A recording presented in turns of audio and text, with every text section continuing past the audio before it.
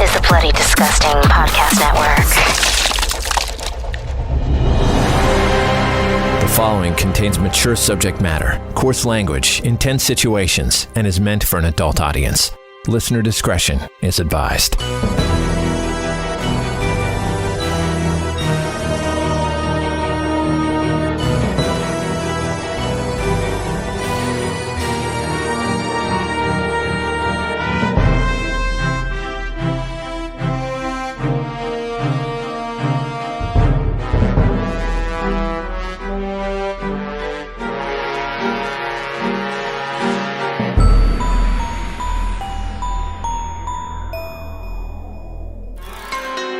In times of loneliness and in darkness, take heed of those who are only too quick to offer salvation.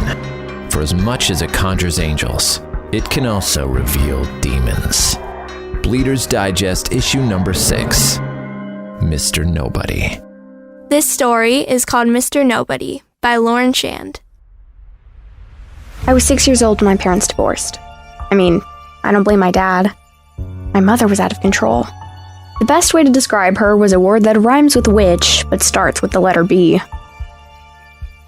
She was a horrendous person, and she was so hard to live with. If I could divorce her, I would. My dad was the reasonable one. He at least tried to understand me.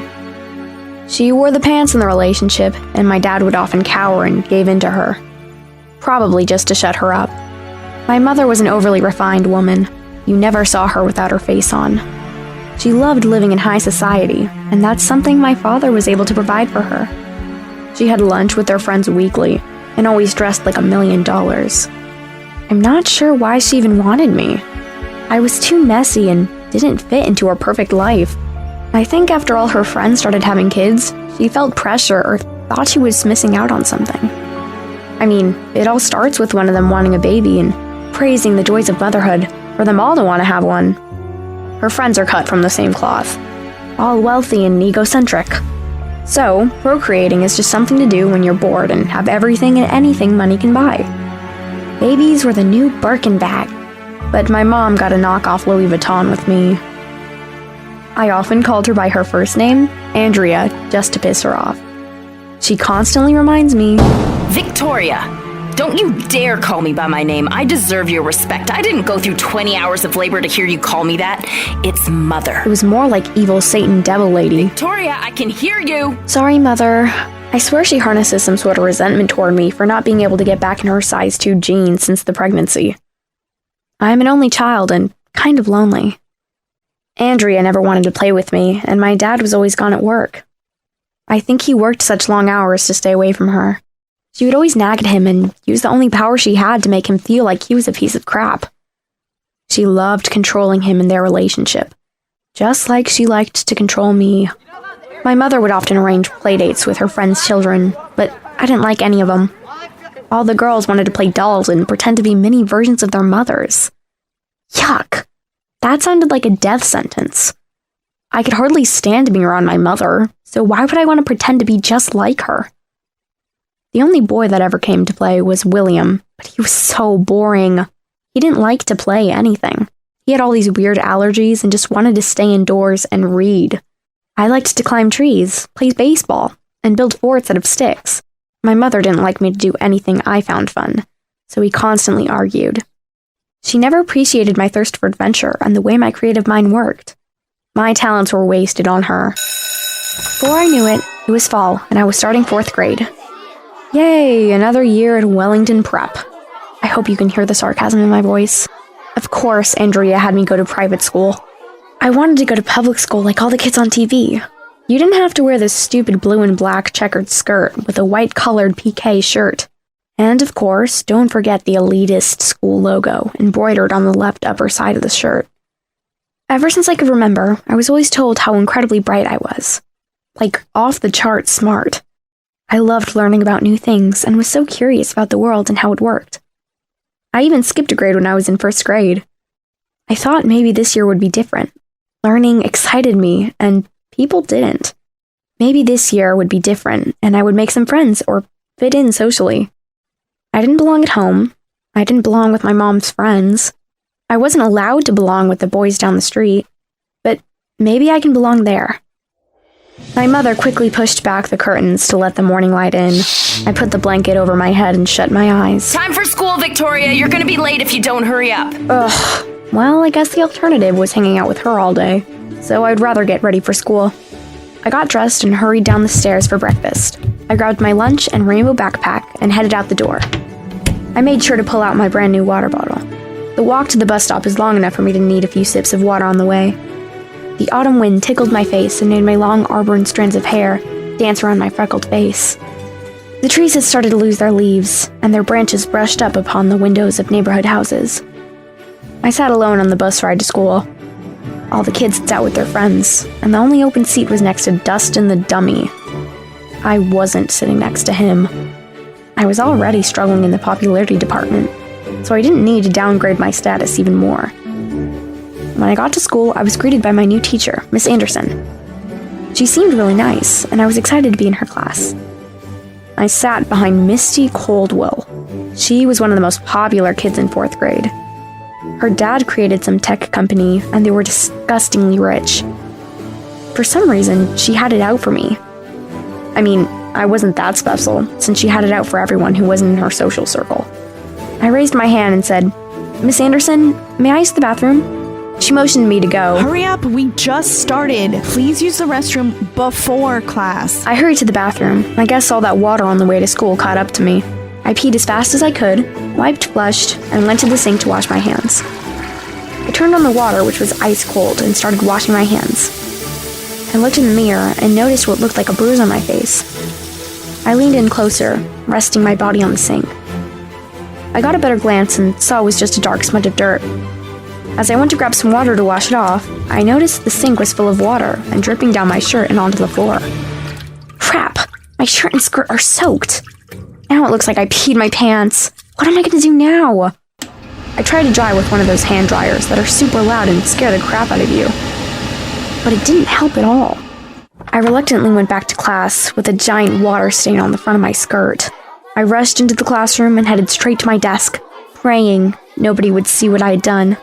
Just as I slid into my desk chair, I locked eyes with Misty, who, by nature, moved her bright green eyes down, and by the mischievous grin on her face, I knew she had seen. Look, everyone, Victoria Peter Pans. Do you need a diaper? What a baby. I sat at my desk, coiled in a ball, covering my ears and shutting my eyes tight. I could feel my face turning bright red, and I could just feel the kids staring and laughing without me even looking at them. Miss Anderson told Misty to stop and tapped me on the shoulder and sent me to the nurse's office to get cleaned up. Luckily, they had a spare change of clothes that I could use. It was so nice to be dry and away from my classmates. At lunch, I could hear whispers from the other children, getting wind of what happened to me in class that morning. They would look at me and pretend they weren't looking at me. I took my lunch and ate it in the bathroom. Another thing I had seen on TV. Finally, it was the end of the day and the bell rang. I stuffed my folder, books, and water bottle in my bag and headed home. I always take the same route to the bus stop, but Misty and her friends were on that path, and I wanted to avoid them and any other ridicule. I had heard and seen other kids taking a path through the woods that was said to be a shortcut to the bus stop.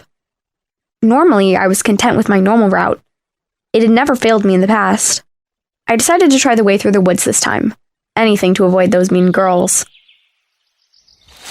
I loved the sound the crunchy leaves made under my shoes as I stepped on top of them. The place was covered with tall, colorful trees, and there was a blanket of brown leaves covering the ground. I was a slow walker, and as I got deeper in the woods, I saw less and less kids until I didn't see any at all. The woods started to look bigger, and the trees seemed to grow taller right before my eyes. I think I'm lost.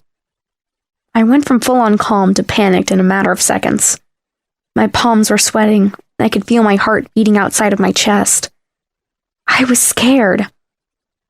All of a sudden, my legs started moving fast, and I was running. I didn't even tell them to run. I was so paralyzed with fear that they decided to do that on their own. I think my legs knew something I didn't. I ran, looking back and forth behind me, and then in front of me, but not really paying attention to what was in front of me. As my skinny leg jumped up to take another step, my other foot landed sideways on a big rock that was hiding under some leaves. I tripped and fell on my stomach. I could feel the skin on my knee tighten, and I knew it was skinned. My elbow and arm hurt, and I'm pretty sure I would never be able to eat again because my stomach was so sore from the fall. I lifted my head up, and that's when I spotted him. He was tall, skinny, and all black, and he was standing by a tree 20 feet away. I picked myself up and dusted the dirt and leaves off my face and arms. Normally, if I saw something like that, I would have pissed my pants for real. Something in my head told me not to be afraid. I slowly started to walk closer to the figure who was waving me to come closer. I looked behind me to make sure he was talking to me, and realized I was totally alone. What did it want with me? After about 20 steps, me and the figure were eye to eye. Standing right next to him, I saw how massively tall he was. He must have been 7 or 8 feet. His face was the shape of a planchette with horns on top of each side of his head. And on top of his head, in the middle, there was something that looked like a small antenna with a weird symbol on top of it. The shape of his eyes were 2 large, perfect circles that were outlined in the darkest black. The inside of his eye, the actual eye part, was all white, and they glowed like headlights from a car. His left eye was sunken in a bit, and was oozing this long string of reddish-black mucus blood. It was dripping like a faucet. A drop of blood slowly fell from his eye and splattered me on my brand new white tennis shoes. My mother is going to kill me. I looked up at him again and noticed he didn't have any nose. The craziest part of him was his creepy-looking teeth. His face was mostly teeth. He barely had any lips. Just what looked like hundreds of long, sharp, yellow-stained, pointy teeth. He wore a big black cloak made out of cloth with holes in it. He had super long claws that looked like they had skin and blood stuck underneath the tips. "Hello," I said nervously. "What's your name?"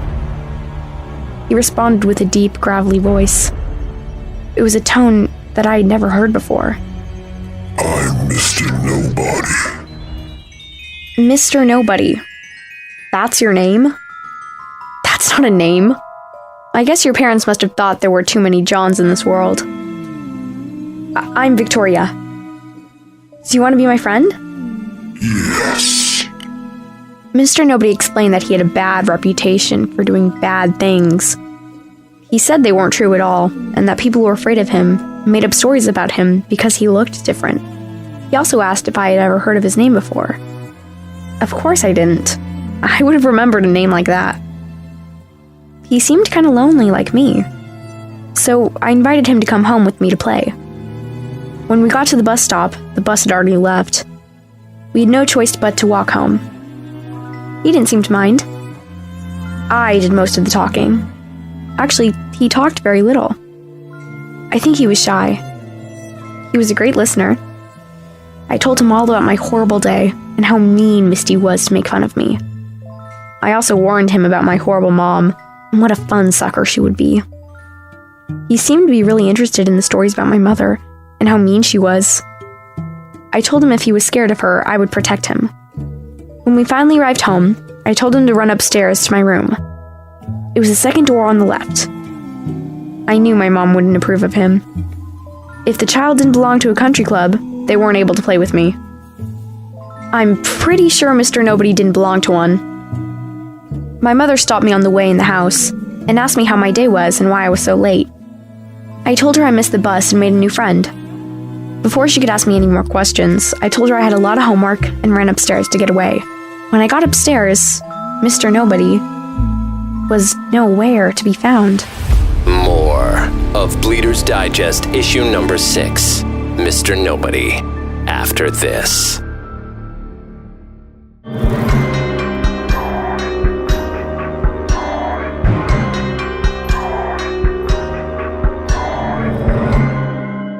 The next day after school, I hurried to get back to the woods to see if Mr. Nobody was there. He was in the same spot I found him in the day before. He said we could help each other out with our problems.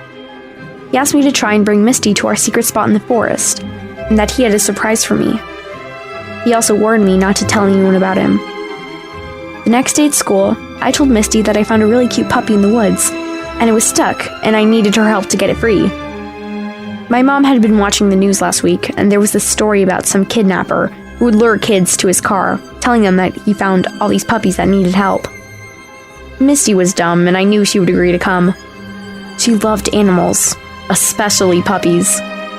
When we got to the spot, I couldn't find Mr. Nobody anywhere. Where's the puppy, Victoria? I don't see any puppy. Yeah, I'm not sure where it went. It has to be here somewhere.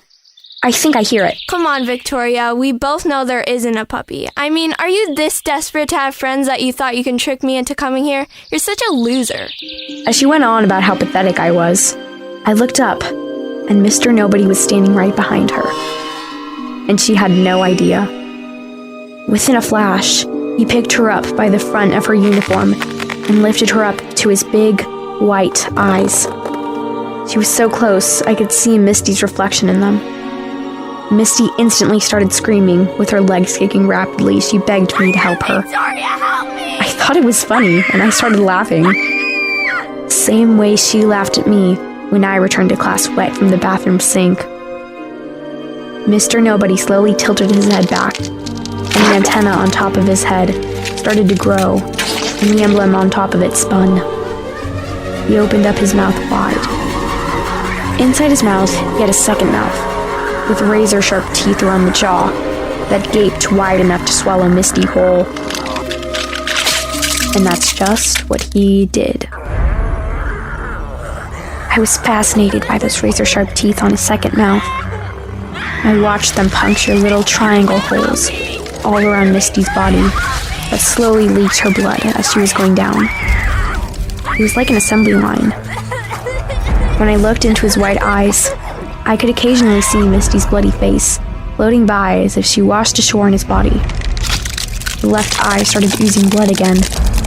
I didn't think a band-aid would fix it, or I would have offered him one from my backpack. Mr. Nobody told me that I would never be alone again, and that we were one. That we could depend on each other, and together, there wasn't anything we couldn't do. I believed in that, and I believed in Mr. Nobody.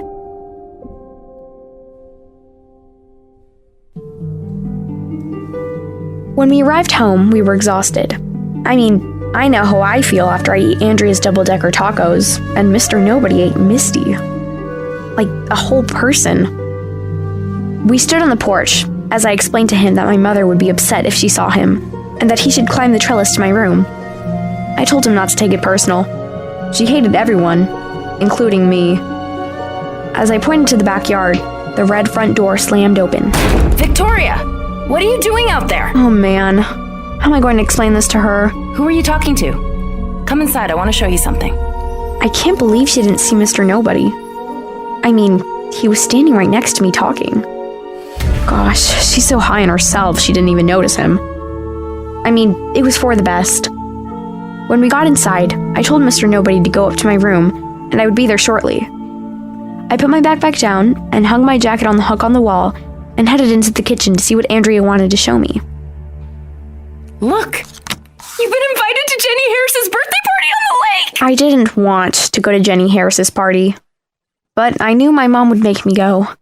Yeah, I don't want to go. Jenny is mean.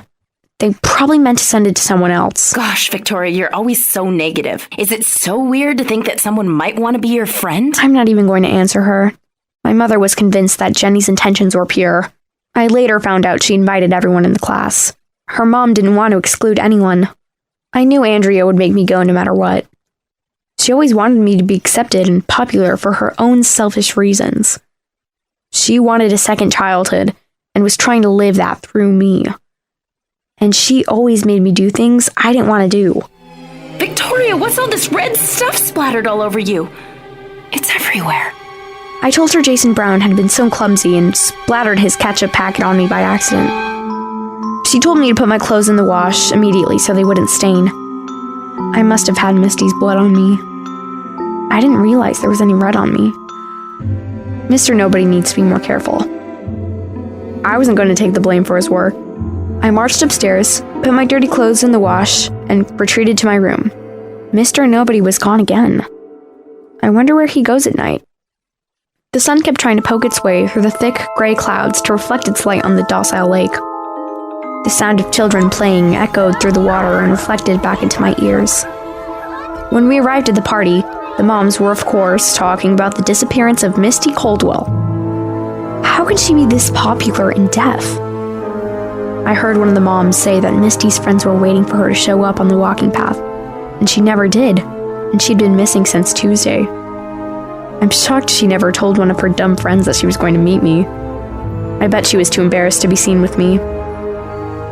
As if my day couldn't get any more annoying, Dustin the dummy came up to me. Hey Victoria, you got super close to winning the spelling bee, huh? So why didn't you? What an idiot. I didn't win because I didn't know how to spell arachibutyrophobia. Dustin shrugged his shoulders and walked away. What I didn't tell Dustin was the fact that I had suspicion that Andrew had cheated. He just had to. I mean, who the hell knows how to spell that? The whole party, all the kids talked about was Misty and how Andrew won the spelling bee and the shiny trophy he got awarded. Nobody even cared that I came in second. I was so angry because I should have won. That trophy should have been mine, and Andrew won by cheating. I looked around and noticed how ridiculous the parental supervision was at this party. All the moms were up the hill drinking wine and gossiping, while the kids were spread out all over the lake with nobody watching. All the kids were taking advantage of the situation and doing whatever they wanted. With this lack of supervision, a kid could really get hurt out here. Damn, here comes Andrew. And is he? No, he can't. Yes, he is. He walked down the hill with a super annoying frumpy rhythm and was holding the trophy he won. I snatched it out of his hands. Let me look at that. It was a bright, shiny gold color with the cutest bee figure at the top. Wow, this thing was heavy. Wellington didn't skimp on the quality with this one. It should have been mine. I took the trophy and aggressively handed it back to him by shoving it in his arms. I would never let him know how bad I wanted it, or how amazing I thought the trophy was. I told him that it looked cheap and they probably got it from Pick and Save. He could tell I was angry. Victoria, I'm so sorry you didn't win. It was such a great competition and you did so awesome. I mean, you were so close to winning. Is he making fun of me? Is he bragging? I started to get flushed and turned a tomato color.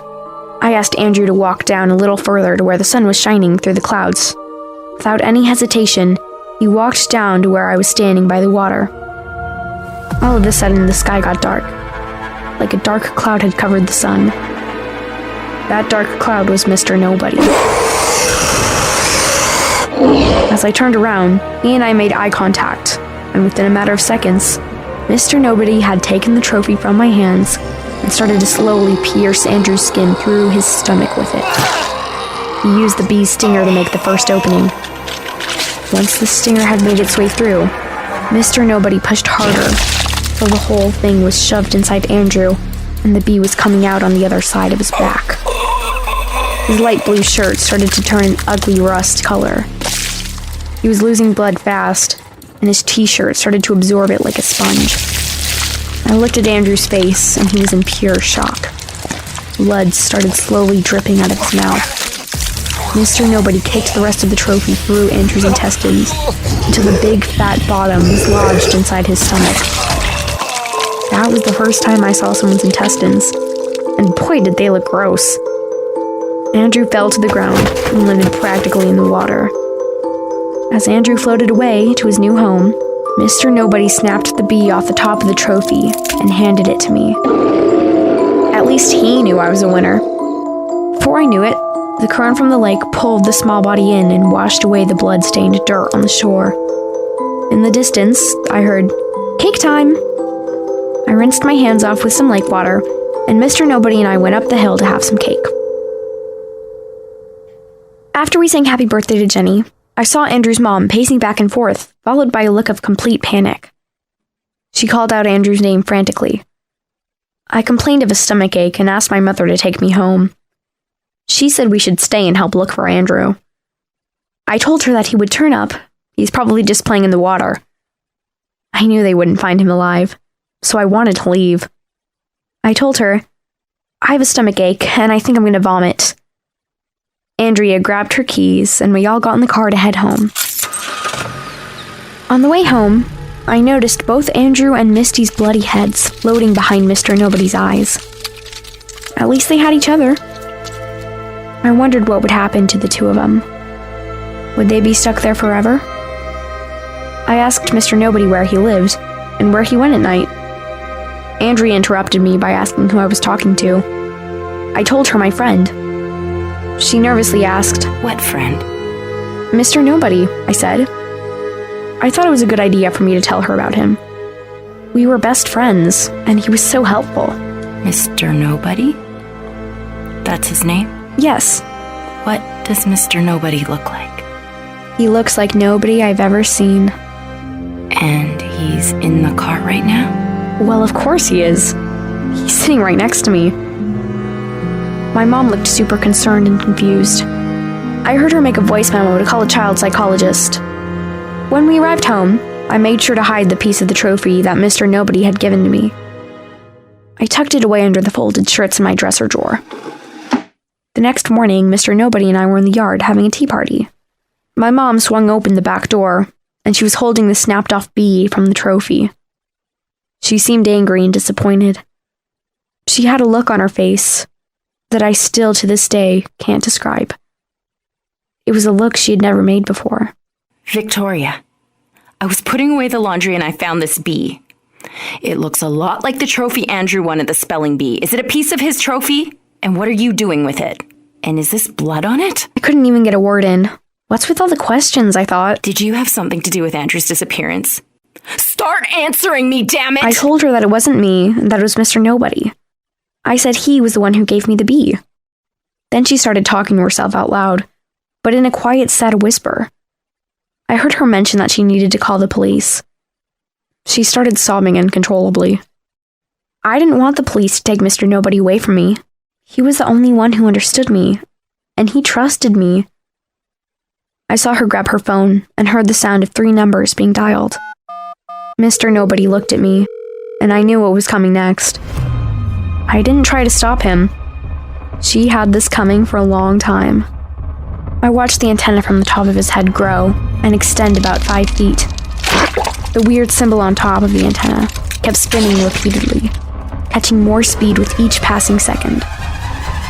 Like a drill, the emblem and antenna kept spinning and slowly pierced straight through the top of Andrea's perfect head. Clumps of her hair and scalp flying in the air like a washing machine flinging clothes against the drum during the spin cycle. I watched her eyeballs slowly move up till her blue eyes were in the back of her head. Her eyes turned white and glowed. I don't know how deep that antenna went inside of her, or the damage that was done from it. I could only assume it looked like a blender had turned her insides to mush. White foam was coming out of her mouth, and you could hear her slowly choking on it. She had turned a pretty shade of blue, and tears and black mascara were streaming down her face. She started shaking uncontrollably until she slowly stopped. Mr. Nobody's antenna let go of her, and her body fell to the ground. The sound it made was such a relief. All the moments of anger, frustration, and despair disappeared in that very moment. Out of the corner of my eye, I saw red and blue lights flashing on the reflection of Mr. Nobody's big white saucer eyes. Lunch was served at 12 noon, and you had to make sure to clean your cell before they let you eat. This place has a very interesting smell to it. The best way to describe it is old lady socks mixed with onions. Disgusting. You must be wondering how I got here. I know I do. So, charges were pressed against me for the murder of Misty Coldwell, Andrew Sanders, and Andrea Tesley. Apparently, my fingerprints were all over the murder weapons, like Andrew's trophy, and weapons like knives and a baseball bat. I don't remember touching those, which is so strange. I'm on medication, and I'm feeling so much better. I've been on chloropromazine, haloperidol, flufenazine, olanzapine. I've literally been on it all. Whatever they have me on currently is working great. I realize now that it was all in my head. And ever since I've been on my meds, I haven't seen Mr. Nobody. I know I made him up. During free time, all the patients from Halsey Sanitarium gather for either a game of table tennis, reading, or organized arts and crafts. Barbara over there loves to stick dry macaroni up her nose. It's so entertaining when they try to take it away from her. I was really good at table tennis. Who knew I had such a talent for the game? As I served the bright orange ball to my opponent, I saw her staring at the corner of the room. There was nothing there. I looked back at my fingers in position, holding the light plastic ball, getting ready to serve. My head was totally in the game. I moved my other hand up with the paddle, positioned and ready to pounce. As I moved my arm, I saw out of the corner of my eye a black, sinister figure. Mr. Nobody stood in the corner. He was standing right behind my annoying roommate, Jessica. I opened and closed my eyes multiple times to make sure I wasn't dreaming. Mr. Nobody was holding 2 full syringes in each of his disgusting hands. As I blinked one last time, I held my eyes shut for a few extra seconds, in hopes that when I opened them, Mr. Nobody would disappear. As I slowly opened my eyes, Mr. Nobody took the needles and stabbed the sides of Jessica's neck with each hand, injecting her with the content of the syringes. Jessica fell to the floor. I was in complete shock. But, Jessica had it coming. She really was a horrible roommate. Mr. Nobody. Written by Lauren Shand. Featuring Gwyneth Glover as Victoria, Chrissy Fox as Andrea, Scarlett Shand as Misty, Everett Shand as Dustin, Riley Cummings as Andrew, Lauren Shand as Miss Anderson, and Spider-One as Mr. Nobody. Production and sound design by Trevor Shand. Bleeders Digest is created and curated by Spider-One, Chrissy Fox, Trevor Shand, and Lauren Shand. Subscribe on your favorite podcast provider to never miss an episode. Bleeders Digest is a presentation of the Bloody Disgusting Podcast Network.